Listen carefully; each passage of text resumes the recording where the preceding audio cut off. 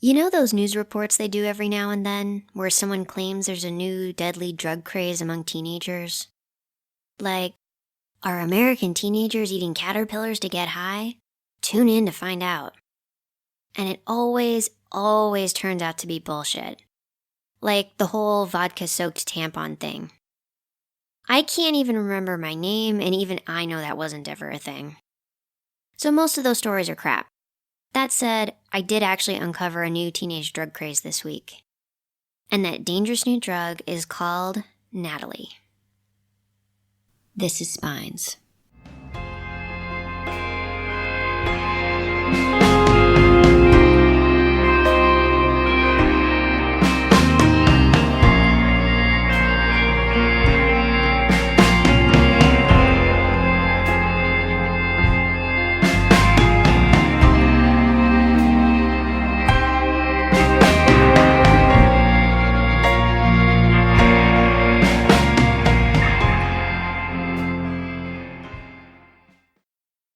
A couple of people have asked me how I live if I wandered naked from a burning house with no memory, no money, and no ID just a few months ago. It's a fair question. And I don't totally understand myself how I've managed, but here's a story that explains the basics. 3 days after the attic, I was standing near the front of a grocery store. I'd eaten out of dumpsters until then, stolen some clothes out of an outdoor laundry room, stuff like that. I was getting pretty tired of stale donuts and pizza crust, so I was thinking about shoplifting. And as I looked through the window of this store, this guy walked by me. Without even thinking about it, I just opened my mouth and said, "Please buy me some groceries." But I didn't just say it. It was like I found an extra set of vocal cords, ones that made the air vibrate in a way only I could feel. I would demonstrate, dear listeners, but I don't know what would happen if you listened to a recording of me giving a command. Anyway, I asked. And this guy just said, "Yeah, okay." Like it was a totally normal thing to do. So I followed him into the store and filled a cart. He paid for it, and then he went away without a word. Now, I know what you're thinking. Maybe he was just a nice guy who bought some food for a homeless girl because she asked. That's what I thought. At least until I tried the same thing with clothes and a $300 laptop and an apartment and a car. I ask in that special way and people give me what I want. I know, it's not very ethical. But I promise I only use it for necessities and only on people who look like they can afford it. Dude, let's see you lose your memory and escape a ritual sacrifice and see how you handle it, okay?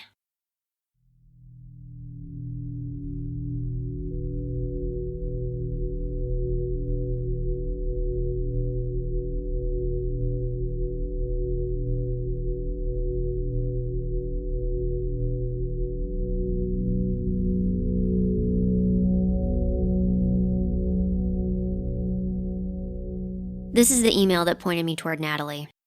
It said, "I don't know anything about your Seekers or your dumbass trumpet, but it seems like your friends are responsible for all the freaky shit happening in this town lately.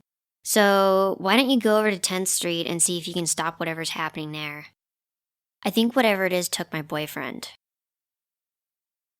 I guess I've made myself the go-to freaky shit specialist. Good to know. I went to 10th Street. It's not a nice part of town.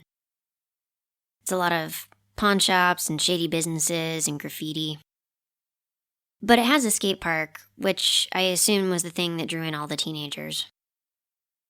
I don't remember being a teenager, but I'm pretty sure I never liked them. All that posturing and drama and pretend tough guy stuff really gets on my nerves. Although, to be fair, these particular teenagers were pretty damn tough.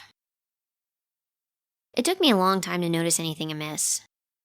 I found a place to sit next to the skate park, and I watched the teenagers come and go. They moved around in little cliques or packs or whatever. 5 girls in a group, 4 boys in a group, the occasional young couple. For most of the day, they just looked like every other group of teenagers at any other hangout. Nothing special. Then it started to get dark. I noticed that most of the kids were in an awful hurry to leave. And that seemed weird because I always thought after sunset was the time to hang out. These kids, though, they checked their watches and their phones and looked at the horizon and got the hell out of there. I thought, well, maybe there's a really strict city curfew or the cops bother people at a certain time or something. But then a new group of kids showed up, and I understood pretty quickly why the others were so eager to stay out of their way.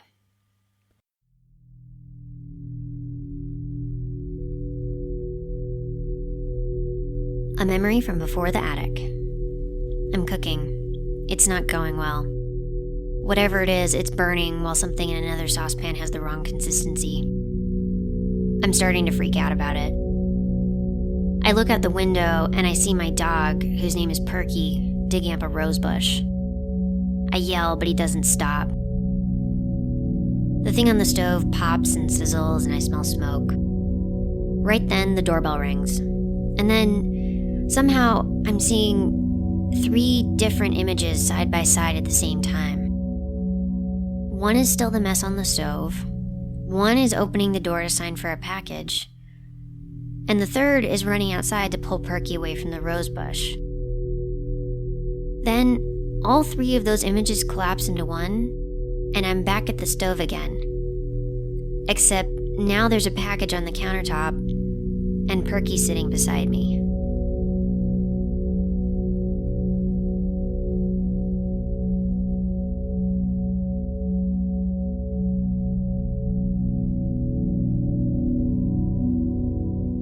Like I said before, I'm not a fan of posturing and fake tough guy shit. And there was some of that coming from this new group who showed up at the skate park after dusk. But I actually got the sense that they'd really been through some rough patches. The first thing I really noticed was the body art. Plenty of tattoos and piercings, sure, but some of them went way past that. A couple of them had what looked like little horn implants up near their hairline. Others had knobby little ridges standing out from their knuckles, right where you'd punch someone. A couple of them growled and bared their teeth at me. I guess they were trying to scare me away from their hangout. Their teeth seemed way too sharp and pointy, like they'd filed them down. They didn't manage to scare me off, so I just kept watching as they gathered in the skate park. I noticed pretty fast that their motions were weird. None of them just sat around like people do. Instead, most of them walked around the edge of the park, like they were on patrol or something. Others went to the middle of a flat concrete area and stripped down to pants and sports bras or undershirts and started punching the air like they were warming up for a boxing match. They kept biting their nails with those sharp teeth, bouncing up and down on the balls of their feet, checking their phones every few seconds. After a while, one of them came up to me. "Hey, lady," he said, "you should go." I told him it was a public park and that I had every right to be there. "Nuh-uh," he replied. "This is the Queen's turf. She doesn't like strangers hanging around when she holds court. You should get out of here or there'll be trouble." I told him I was going to stay. Just then, a black SUV bumped up over the curb and drove straight toward the middle of the skate park. "Don't say I didn't warn you," the kid said, and then he and everyone else in sight fell to their knees and bowed their heads. A man and a woman in matching suits got out of the SUV. Both went to the back and opened the door. The man held out his elbow, and a small, pale hand took his arm. Then Natalie stepped out of the car, and every kid in the park pressed their foreheads to the dirt, like she was a goddamn empress.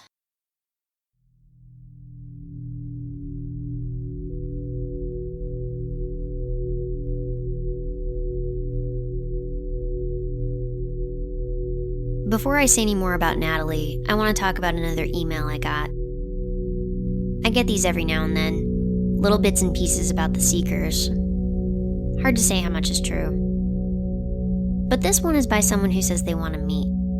Someone who says they want to help me. I'm pretty skeptical of that, as I'm sure you can imagine. But this email said something interesting. It said, "The real Seekers wouldn't do the kind of thing you're describing. But one of their apostates might." Apostate. someone who leaves a religion, someone who rejects all they once held sacred. I could very easily imagine that word applying to the Skull Man. Then again, if that's what he was after he lost his faith, I'm not sure I want to know what the faithful are like.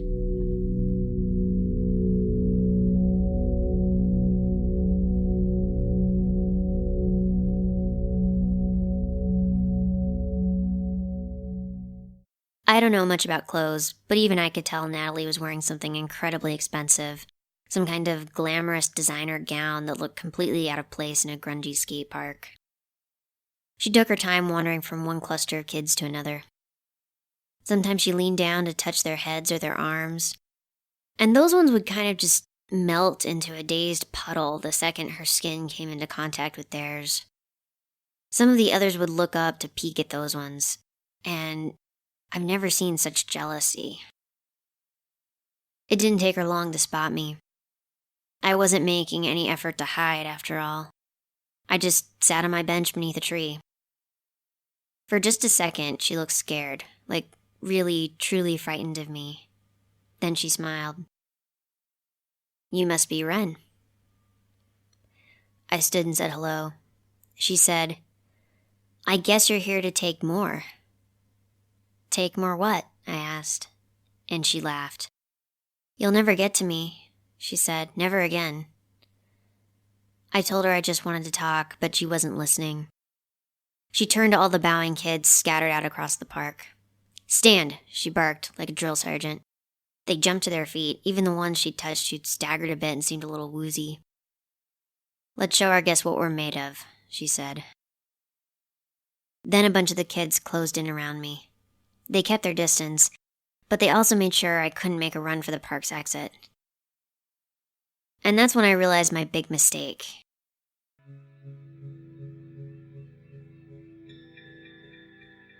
I knew I could defend myself against anybody the way I had when I got lured into that trap.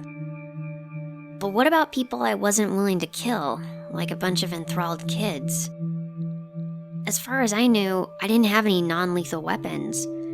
And that trick where I tell people what to do only works on one person at a time. So I just stayed put and waited to see what happened. One of Natalie's, bodyguards or retainers or whatever, pulled a chair out of the back of the SUV. It wasn't a very portable-looking chair, big and padded and plushy. He struggled to carry it, but he finally set it down along the edge of the skating area, in a spot where the concrete curves up into a bowl shape. I assume it's for people to practice skating up a wall or some other bone-shattering trick. But for now, it was the spot where Natalie held court. She sat in the chair while her other retainer poured her a drink from a flask. Then Natalie clicked her fingers, and the kids who had been warming up like they were getting ready for a boxing match crawled toward her. She reached out to the first one, and he just started licking her hand. Then one of the others went to her other hand and did the same thing. I got grossed out just watching it, but the way Natalie looked at them was affectionate, maternal. After a moment, though, both of the kids slumped over on the ground. One of them moaned like he was in pain. Then he sat up, and I saw how he'd started to change.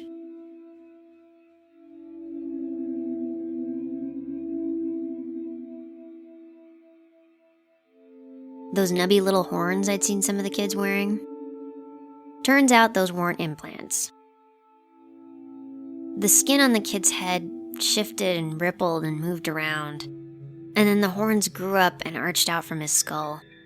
The rest of his face changed too. His eyes just kind of retreated back into his face.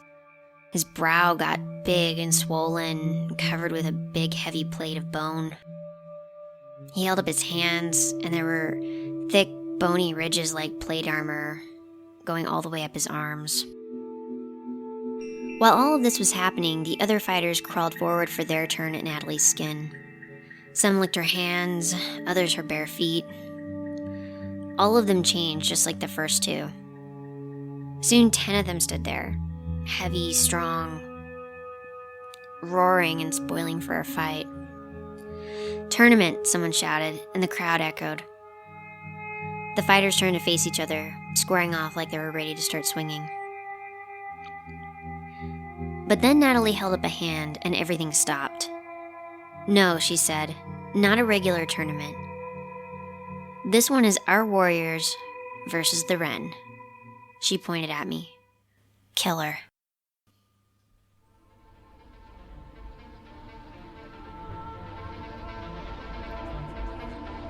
They ran straight at me, looking a little like rhinos with their tusks and scaly gray plates. I lifted my hand to pull the water out of them, but some of those kids must have only been 14 or 15. I didn't know if I could live with that. I wanted to jump away, to take one of those shortcuts I've taken before, but I've never been able to do that at will. So I froze and waited and hoped something would come along to save me. Then I felt something slide, and I realized they were taking a long time to get to me. Way too long. Almost like they were moving in slow motion. And I felt a hum in the air. A hum I had only ever felt in Lexi's cottage. I didn't know how I'd done it, but I knew it couldn't last forever.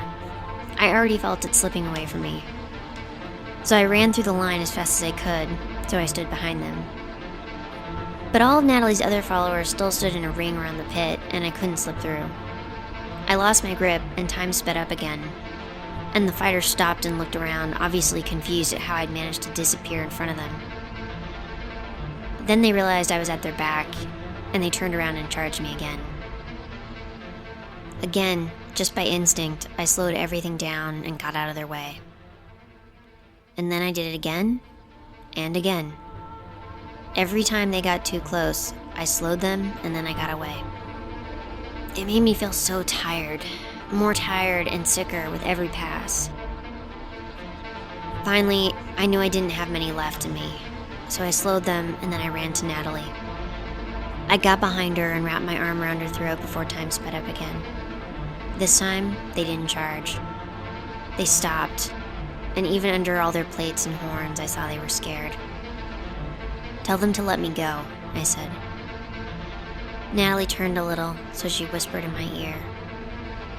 "I'd rather die than keep sharing this world with you," she whispered. And then, louder, "Don't stop. Take her." And then I proved Claire right, once again.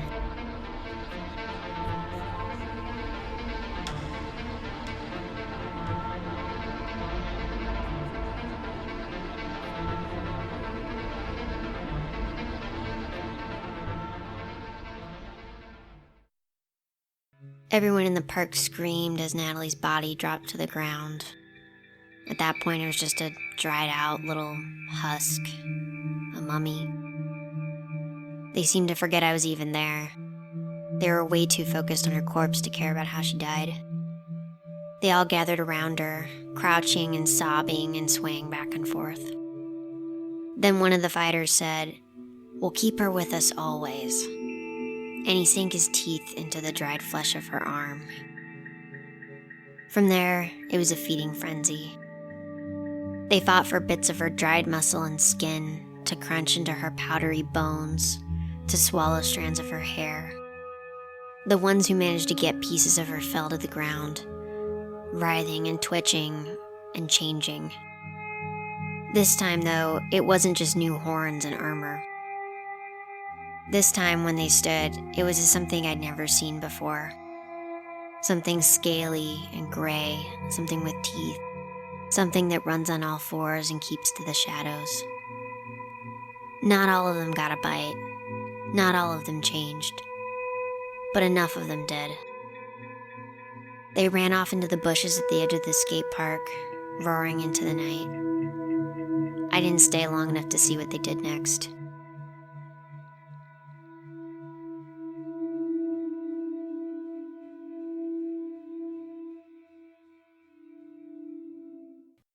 So, another friend from the attic, another failure.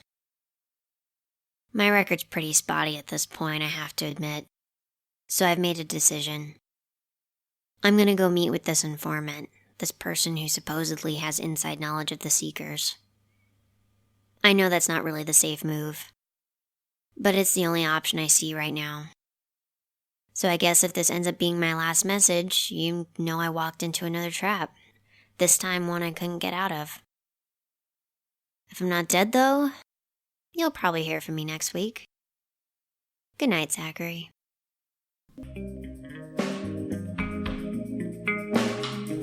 Spines is a production of Zoom Doom Stories.